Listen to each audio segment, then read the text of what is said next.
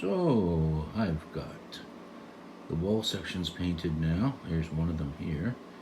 And I was just doing some measuring on this one because I'm going to install this crane. It started out as a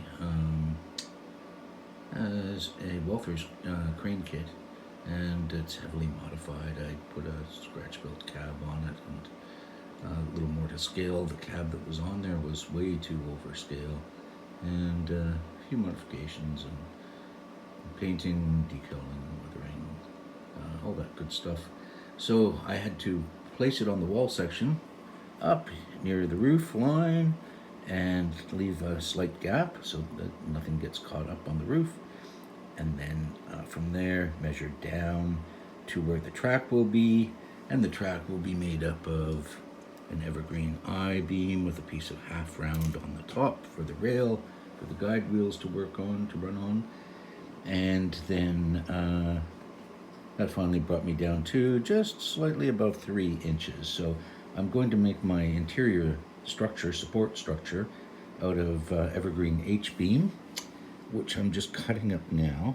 And that's going to be 3 inches high, so that there'll be good clearance in there underneath the crane so I can get my locos in the loco shed.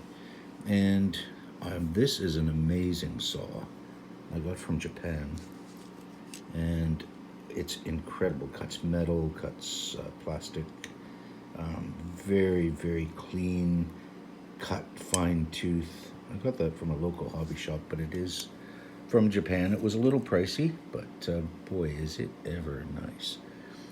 And it is, there's the maker.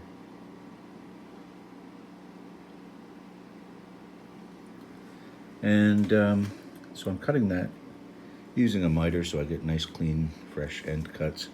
And I've got some details, so there's 2 different lengths because the center columns are going to be supported by these footers, and then the end columns go right to the ground, but they will have, the ones that go up against the wall, but they will have these extra little side pillars that go on them to help give them strength and rigidity. And they're nicely detailed, rivet detail.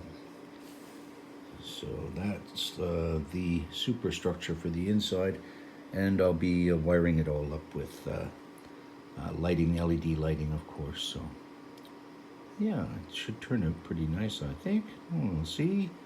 We'll catch up soon.